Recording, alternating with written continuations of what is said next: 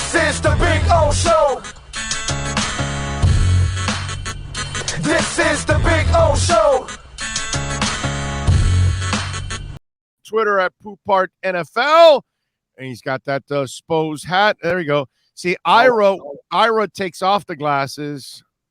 Poupart puts on the glasses. See, that's the difference. Why'd you need the glasses? What'd you have to see? What were you checking? If I'm looking at my phone, I can't see the screen right now, so I'm not blind. Yeah, and I'm sure some people would say, well, that explains why some of your stories read the way they do. Right. So I'll fire the shot at myself before somebody else does. All right, my brother. So we've got several Dolphin tidbits to go over. First of all, your assessment of the Welker, Madison, and Surtain additions.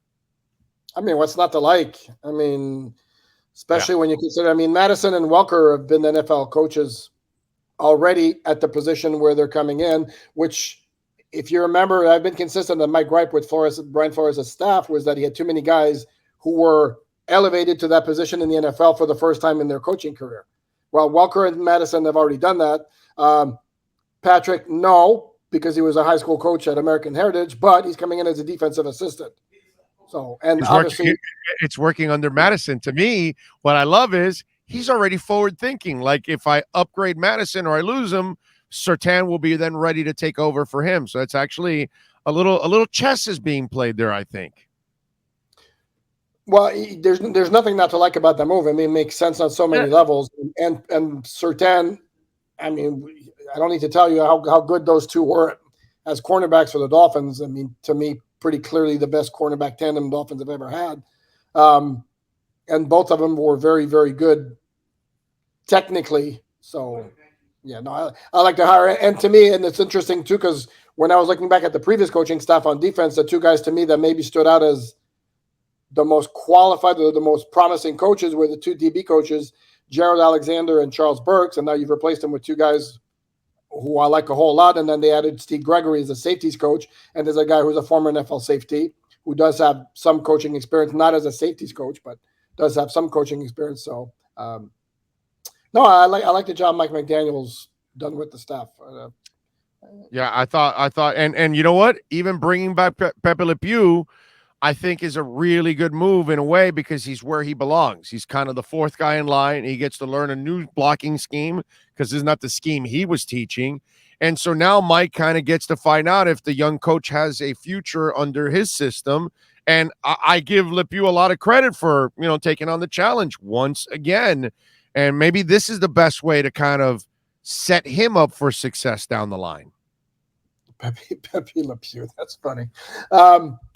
No, and again, you want to talk about this notion of collaboration. I mean, how many guys do they have on the offensive coaching staff who are going to have their hand in working with the offensive line?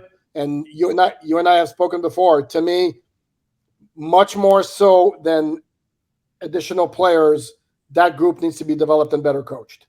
And you will see it will get better immediately. Now, if you can add, that's why this notion of it's a must. The Dolphins have to take an offensive lineman at 29. I don't buy that.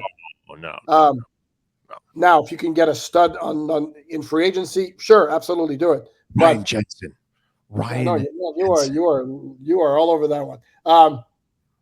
But to me, the greatest improvement is going to come strictly from the guys you already have there. Yeah.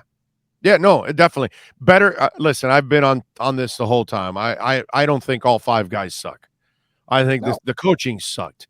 I think two or three of those guys will turn out to be decent players because they're hitting on a lot of the other draft picks. So that tells me there's no way they swung and missed on all five guys. What they swung and missed was on the coaching. So I think two or three of those guys will end up showing us something. Then we'll all say, okay, see, that wasn't a bad group after all. Out of five, if you hit two or three, you did a hell of a job, actually, when it's all said and done. But I like that. I like that he gets an opportunity to kind of learn, since he had just kind of moved up to this level in a way that he wasn't ready for it. Now he kind of goes back to an assistant, and maybe that's what he needs to season himself and get, because he might look, man, he looks like he's a good dude, but he was completely lost. That's he couldn't answer your questions, bro. I mean, come on. It's tough. No, well, you see I'll give him a bit of a break over there, because understand that under Brian Flores, those assistant coaches were pretty much muzzled. And No, I know. But I'll give you an example. Like Patrick Graham, very, very nice guy, friendly. I mean, nice personality. Told us absolutely zip the entire first year. And I'm like checking with my buddy who covers the New York Giants and asking her, how bad was he the last 2 years in his interviews? She told me he was absolutely great. You said her, so it's Patricia? Patricia, yeah. Oh, you know Patricia? I know Patricia very well. She's awesome. I've had her on the show. She's fantastic. Yeah, she's awesome. Excellent. Yeah. She's telling me he's been awesome. I'm like, Patrick Graham, defensive coordinator. She's like, yeah, well, obviously the muzzle's been taken off. So that's why, and especially when you're dealing with a first year position coach, unlike Patrick Graham, who's been in the league for quite a while. So if Patrick Graham is not going to say anything because, he's kind of he's been told or it's understood that he's not to say anything, well, we know damn well Lemuel's not going to say zip. So Right. Okay. All right. Patricia brought me on her podcast for her draft podcast because she wanted me to talk up their receiver because I loved the Florida kid that they got. I was hoping we would get him. Huh? Kadarius Toney? Yeah, Kadarius Toney, bro. He's a player, man. I like him. Yep. I like him, man. I think he's as long as he doesn't have any maturity issues, because we are talking Florida, so it's some kind of problem that seems to drag on there. All right, so the Brian Flores situation. Mm-hmm. So he gets hired, great job, awesome by him to accept the job because I think it's important for him to. Don't be the martyr, bro. Go be a football coach because that's what you are. But at the same time, I'm kind of thinking this is the NFL playing a chess game, dude. And this is them trying to strengthen their case. And I don't know if this strengthens his case when it's all said and done. So it's kind of a weird thing. I'm kind of happy for him that he took the coaching job. But at the same time, I'm going, I don't know if this is a good thing for your case. Well, but the issue isn't so much he's being hired as a senior defensive assistant linebackers coach. I mean, his case deals with coordinator positions, GMs, head coaches. Doesn't really change what happened to him with the Giants. So I don't think it affects it one way or the other. And for the Steelers, I mean, tell me it's not a great hire. I mean, no, it's a great hire. Are you kidding me? He's just a defensive assistant linebackers coach. He's a defensive coordinator, bro. That's what he should be. You know what I mean? So, but again, this is the Rooneys. This is Mike Tomlin. So there's a little something you can tell behind the scenes. There's something going on here, and I don't know if we'll ever get the real story, but I'm going to guess that Mike Tomlin's the guy that instigated this. And then the Rooneys backed him up. Because that's what they do. You know what I'm saying? But I just kind of get that feeling. I don't know if we'll ever get the real story behind this, but you mean in terms of hiring Flores? Huh? In terms of hiring Flores, yes, I was a Mike Tomlin move. Yes. Right. Mike Tomlin move with the blessing of the Rooneys. Yeah, no question. And it was that set already? Because I didn't catch that. My bad if I did. Was that set already, or is that also your guess? Like me, that's my guess. That's I know. Oh, okay. I didn't know if Tomlin spoke about it, and I missed it. That's why I was in New York the last couple of days. I wasn't necessarily in tune with everything going on, so maybe I missed he had a statement, a prepared statement, in the press release they sent. But no, Mike Tomlin obviously has tons of respect for Brian Flores. It's a complete no-brainer move. The only way it wouldn't get done is if the Rooneys, and they weren't certainly not the Rooneys wouldn't do that, since I mean they're the originators of the Rooney Rule would say no, you can't bring him on the staff, which wasn't going to happen. So I mean, complete no-brainer to me. Yeah. It's now, how do you look at it on the case side for the NFL? Because I still think he's going to have almost an impossible time to prove anything against the Giants, the Broncos, and definitely not the Dolphins or the Texans. Those two franchises you can't even include in this case. We know the NFL has a problem, but specifically, you cannot add Houston and Miami in those cases when they have a history of hiring minorities and they went and hired minorities again. So it's just kind of you got to throw it out. So I really have a hard time him trying the pay for lose is something else that could bring the NFL to his knees if he has tangible evidence. But proving the racism side, I just have as an outsider looking at what's gone on, I have a hard time understanding that he's going to be able to prove it in his case. No, and I totally agree because there's no smoking gun. And the thing is, Big O, if we're being honest, I mean, Houston coming back to Lovie Smith after they're down to 2 finalists, Josh McCown or Brian Flores, and they can't hire Josh McCown in light of the lawsuit because the guy's never coached anywhere and he's white. And they certainly didn't want to hire Brian Flores after the lawsuit. But again, go ahead, prove it that it was deliberate, that they didn't just realize, oh, yeah, in retrospect, the best guy all along was Lovie Smith. I mean, it's like it seems pretty clear that that's what happened, except you can't. Oh, yeah. You can't prove it. Right. Yeah. They could just say, oh, Brian, we didn't like you enough. We want to hire somebody else. We didn't like Josh McCown or you enough, so we went with Lovie. What do you think? We turned down the white guy and the black guy for another black guy. What do you got for us? That's what they're going to say. Correct. Because they turned down the white, which, by the way, the fact that McCown was even on that list or considered or anything, what a freaking joke, dude.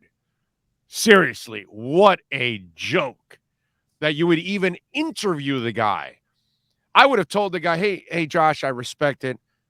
Get your ass go become a quality control coach first. Go climb the ladder a little bit. Show us that you can actually climb the ladder first before we hand you a head coaching job, dude. God, that would have been just ridiculous. Although we do have John Lynch, bro. That's the whole stinker to all of this, right? Because everybody can point to John Lynch. That dude came out of a TV booth to become one of the better GMs in the NFL. Correct. Period. Correct. End of story. Yep. Because I thought it was a joke that they hired him at that time too. It was weird. But you do know the reports out of Houston were that had it not been for the lawsuit, Josh McCown was getting that job.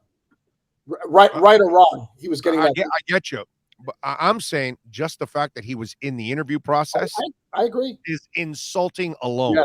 Yes, I agree. The fact that you're stupid enough to hire him, that's just that's another level of just being an ignoramus.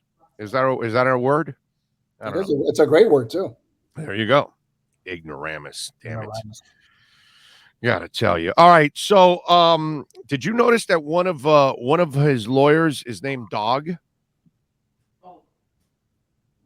You mean Doug? No, Dog. That's what I read. Dog Widger. Is that true? Well, I'll have to double check it. I've seen him. Was that a typo? Let me see. I've read Dog today. Yeah, I think that's a typo. Let me look real quick here, but. Doug Wigdorf. Sarah, please move away. Is it Dog or is it Doug? Because the article I wrote was Dog, and I was like, "Really? Is it Dog?" You know what? I should have looked it up. Also, I should have second. Douglas. There you go. Douglas. Yeah. Oh, thank God. Okay. Yeah, that's crazy. I was like, wow, okay. Is the guy got Dog the Bounty Hunter as his lawyer? Yeah. Well, but that's a nickname. That's got to be a nickname. I figured that's what I was going to tell you. Is his name really Dog? Because then were they like fans of the Bounty Hunter before the Bounty Hunter even? Because the guy's pretty old. It was a little before even the Bounty Hunter existed. That was crazy. All right. So what's going to happen in free agency, my brother? You wrote a article about who should go in the process, and the question for me to you, I already told you, Ryan Jensen, who should come? Who is on your wish list? The story was the likelihood of each free agent coming back or not. It wasn't what I would do. That's different. But that's what I want to know. I know you wrote that, but I want to know what you would do now. Outside free agents or Dolphin free agents? No, outside free. I don't care about inside free agents. We've talked about that. I want to know outside free agents. Is there a guy or two, like a Ryan Jensen, that you're saying, that would be a really good fit for the Miami Dolphins? I'm not telling you to give me 10 names because we really don't know who's ultimately going to be a free agent or not. So we're kind of wasting our time here a little bit spinning wheels, but just for fun, like I have Ryan Jensen. Is there a guy out there that you would love to see that you think the Dolphins desperately need? Well, I don't know about desperately need, but the one who jumps out as the most logical is Laken Tomlinson, if the 49ers don't re-sign him, because obviously he's got history with Mike McDaniel, and it's not like the Dolphins couldn't use a stud guard. Some of the other guys, like along the offensive line, if that's, to me, again, my preference would be like maybe one guy on the offensive line. You mentioned Ryan Jensen. Certainly would have no issue with him. Brandon Scherf's another guy who jumps out. He's expensive. Do you like Alex Kappa right next to Ryan Jensen? Left guard. He's okay. I mean, if I look at that, if you can't get Tomlinson, which I think they're going to end up tagging his ass, but whatever. But if you can't get Tomlinson, because Laken would be a better player than Kappa, but I don't think Kappa's a bad player. I actually think Kappa's a decent player. He's perfect right now for that second contract. But I don't want somebody who's just a decent player. And I look at that Tampa Bay offensive line. To me, it's Tristan Wirfs, it's Ryan Jensen, and it's Ali Marpet. Those are the three guys who stand out. True. So, and then we're going to Kappa. I did look at the list, and I'm going to blame it on the fact that I've been battling a cold here in not remembering the other guys who jumped out. I remember, though, Tomlinson's the guy. Brandon Scherf's another guy who jumps out. Devontae Campbell's at linebacker is a free agent coming off a big-time year with the Packers. And the Packers obviously going to have some cap issues at some point, especially with Devontae Adams and whatever they wind up doing with Aaron Rodgers. So those are some of the guys that jumped out at me. Okay. All right. Good stuff. What are you working on there on the Sports Illustrated so folks can check you out? Yeah, I'm going to do like looking back, looking forward. I think I was planning on looking back at every single solitary move the Dolphins made last offseason and evaluating each one of them, how they turned out. And then looking ahead, maybe there'll be several different things along the way, but maybe the first one will be like a master plan of what a good offseason would look like.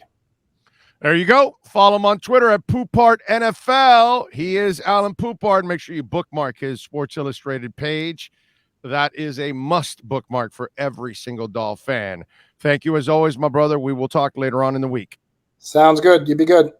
You got it, baby. There you go. The great Alain Poupart and our Sports Grill Miami Dolphins report.